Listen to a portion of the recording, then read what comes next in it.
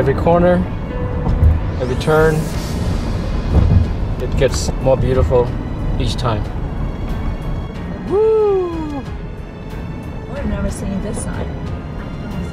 That is awesome. So this must be El Capitan. Giant granite structure just soaring up into the sky. So we're going to Curry Village, and right in front of us there, that big beautiful structure is called Glacier Point. So here's a parking lot. Today's Thursday. The parking lot is quite full, but I think you can still find a few spots left. See if we can get a spot closer to a tent. Hopefully we find a spot. I didn't believe it. So we're here at Camp Curry. We're doing our registration.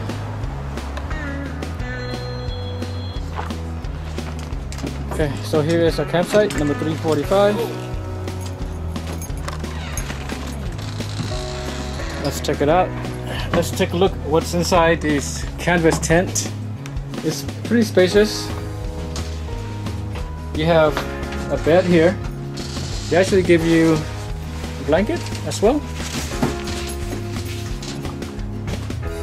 4 towels here. And this is heated. Got a bigger bed here and then smaller beds there. Very spacious and kind of cozy. I always wanted to see what it looks like in the inside. Here you have the white canvas, pretty thick, but then it's supported by a wooden frame and it's pretty sturdy. Not only we have electricity in here, we also have outlets for charging your iPhone and so forth. Each tent comes with a beer box. It's pretty big. I can actually fit a small ice chest in there and 2 other bags. Here's a quick policy on food. Cooking in or around your tent or in the camp is not allowed at any time. Alright, so they worry about bears coming in into the tent. So no grilling around the tent or inside the tent. Otherwise there'll be a $5,000 fine here, okay? And removal from the camp. So this is posted right at the door. So here's the restroom. Looks very clean, well kept. Glacier Point. And the camps are right at the bottom here. We're trying to get some food. They have coffee, pizza, ice cream. This is a place where you can shop and eat.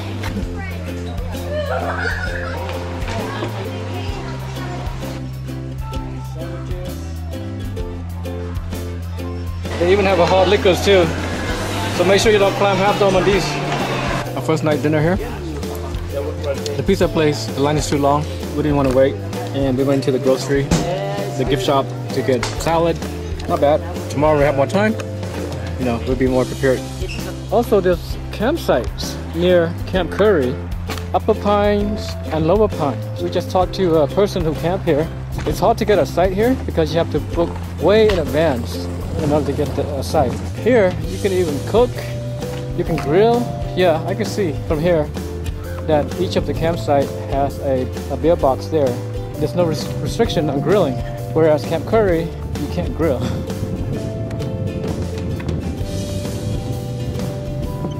Wow, beautiful glow.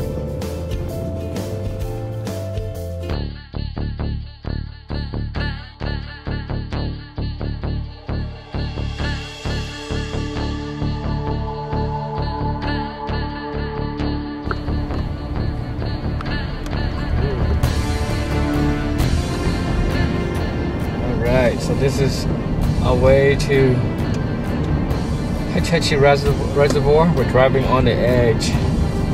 Look at that. Alright. Oh, look at this. Wow. So it's here now.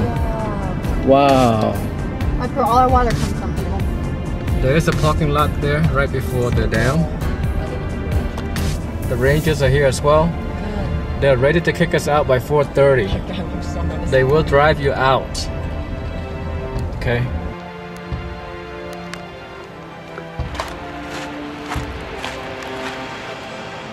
So this is a huge dam.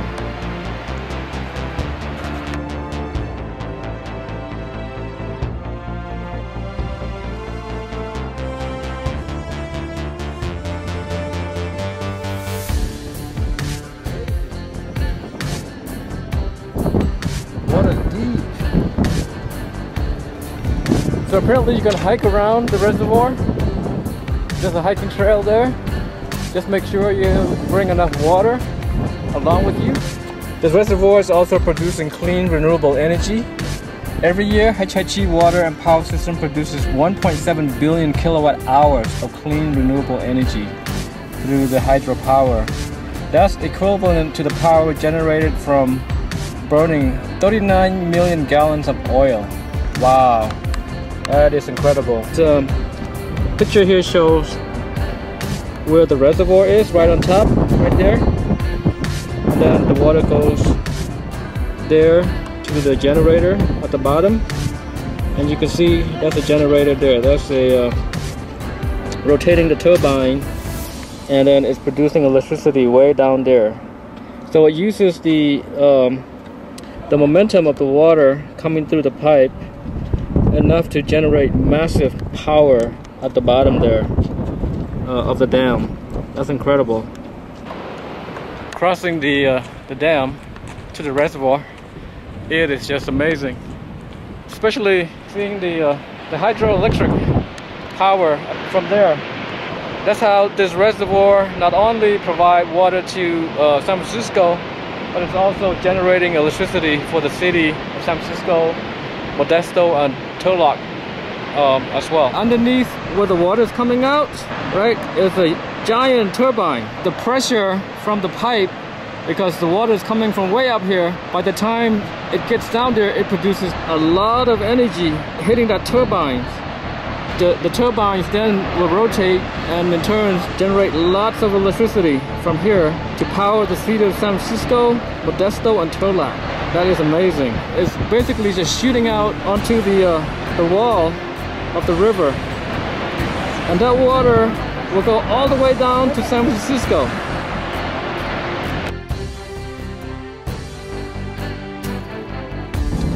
So we're on 120, heading to Tuolumne Meadows.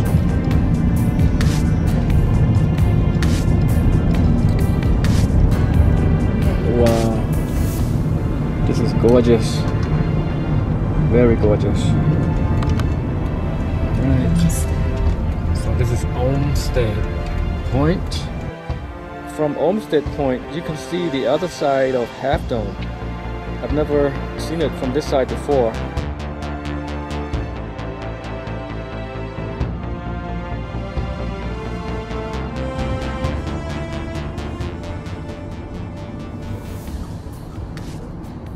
So we're here at the Tuolumne Meadow.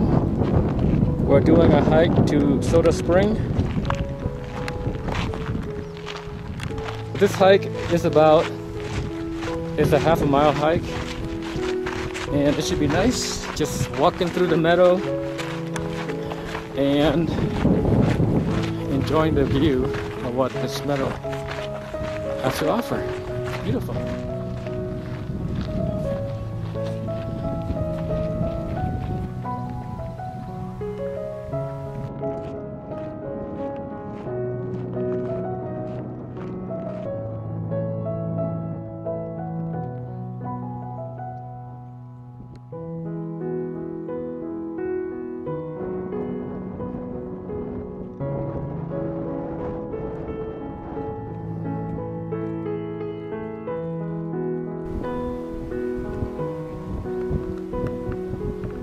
The meadow is really beautiful.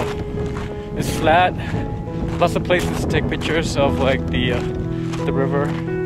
We're heading up the spring right now. Hopefully we'll see some beautiful pictures as well. But as you can see behind me, there's a river that runs through this meadow, and it's just gorgeous. Here's what I'm talking about.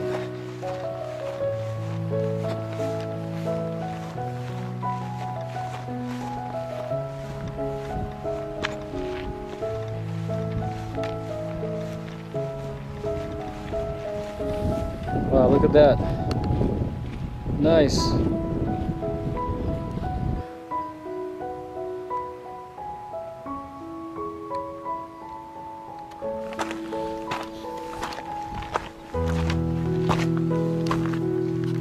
Alright, so once you get to Soda Spring, you do get a nice view of this meadow area here. Nice. Let's check out the spring.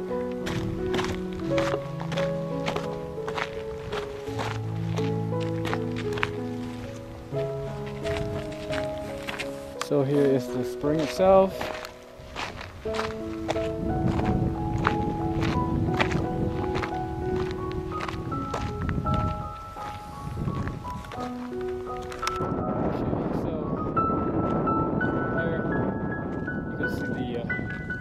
Little tiny spring bubbling up here.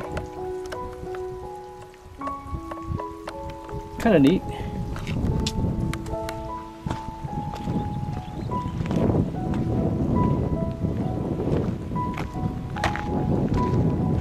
A couple of tiny ones here as well. Nothing major like the springs in Yellowstone, but it's a nice hike, and you do get a beautiful view from here of the meadows.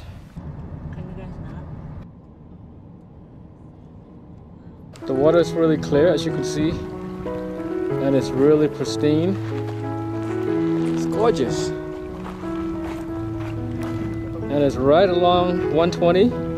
You can just stop and have a little picnic in the area.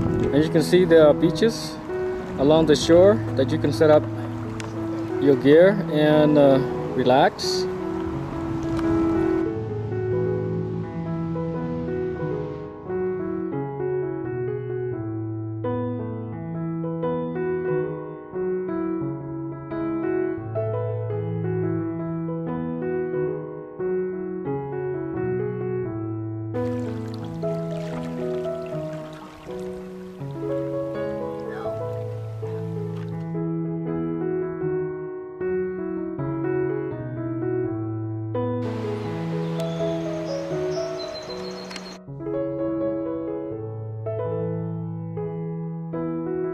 This is so beautiful, right early in the morning, and the sun is coming up, and you can see the reflection of the water.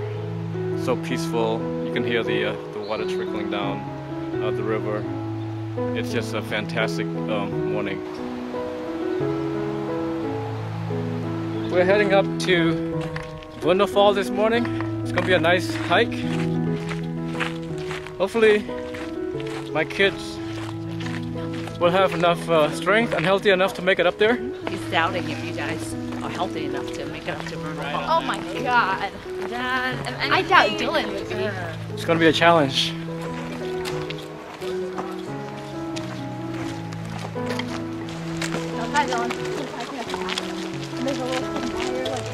The idea is to hike this early in the morning so the sun don't beat down on you, and that will help you quite a bit in terms of conserving your energy and so forth. To get on top of Vernal Fall, it's about 3 miles round trip.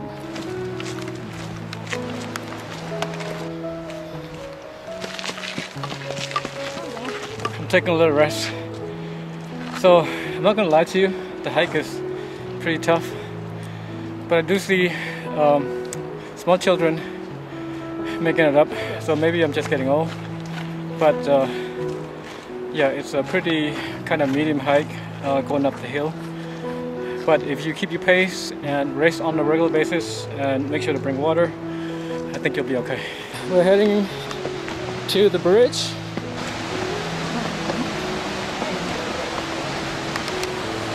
So this is a perfect point for you to rest and take a look at this beautiful creek coming down from Vernal Fall.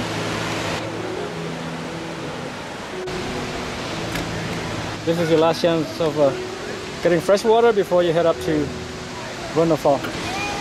There's also a restroom at the bridge itself.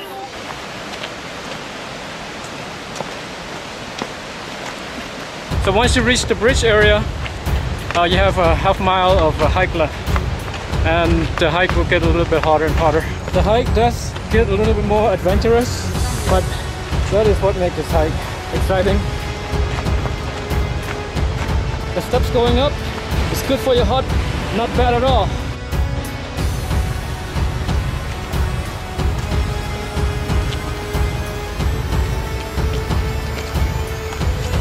Going up the steep climb here, but look at this.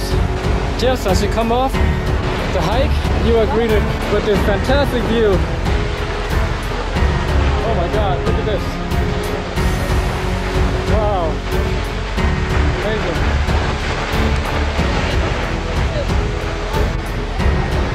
We're gonna stop and take some picture here. Can you make it?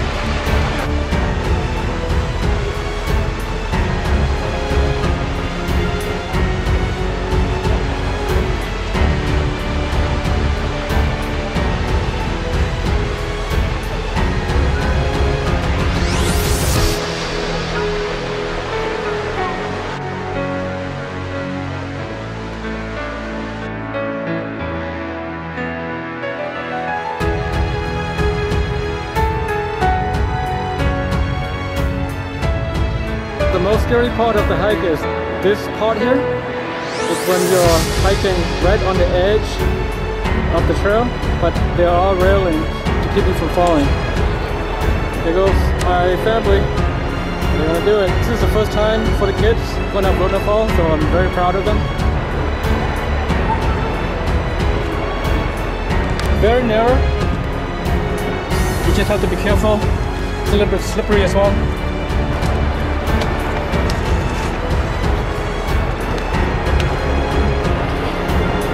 But you do get a fantastic view up here. So once you reach the top, then you're at the top of Vernal Fall. There we go. Beautiful. I can see Vernal Fall from here. There goes my kids. They got here first.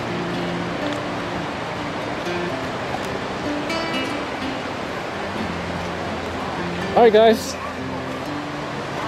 you did it.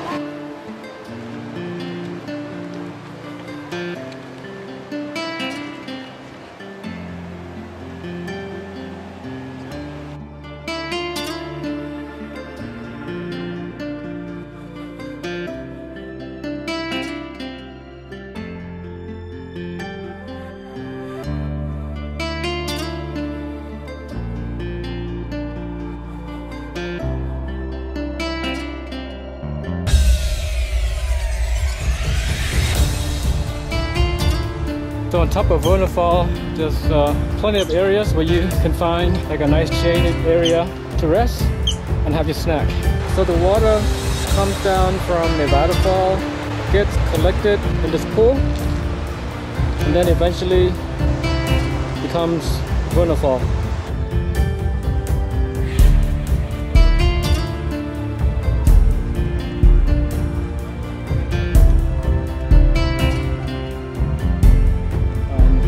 On our way to Glacier Point. So we're coming up to the tunnel view right here. Thank you so much. Good luck. Thank you. Except the viewfinder. Yeah. You can do it like that.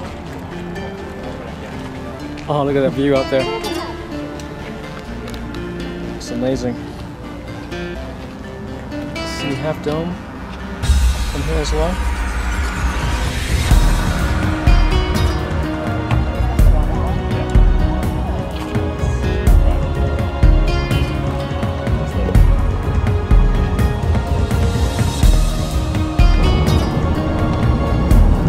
So up here, the trees are burnt. So this is Washburn Point. We're taking a look at the fantastic view of Half Dome right there.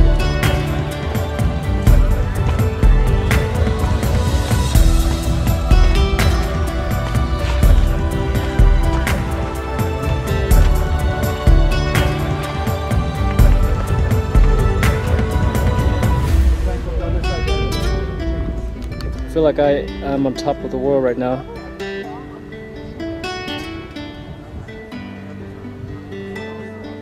Beautiful. Nevada Falls right there, and it is one of the tallest falls in the US. And then Vernal Fall, we were there earlier. That's Vernal Fall from here. So you can see the falls and Half Dome all together in one shot. That is incredible here.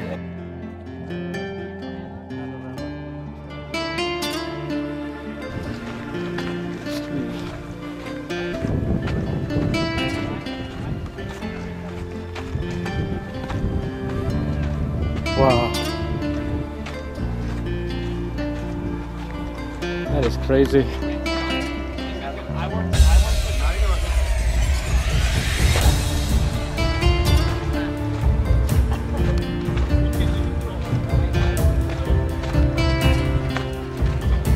Wow, look at that view.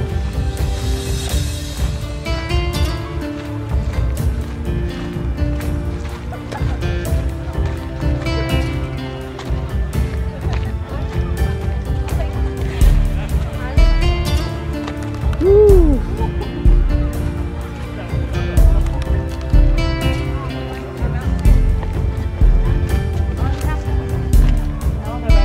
So here's a nice view of Half Dome from here. Glacier Point, that over. So this is Glacier Point outlook, as you can see. Oh my goodness. Look at this. Wow. Oh, whoa. From here you can see the whole valley. Is that the meadow? Yeah. Did you ride earlier? So, right there, that's your point. That's Glacier Point. Oh, that's where we could see from that point. Yeah, in the past, people just be able to go there. But I guess somebody fell off or some sort, so now we can't go there anymore. Yeah, but that is the point, the Glacier Point that most people are talking about.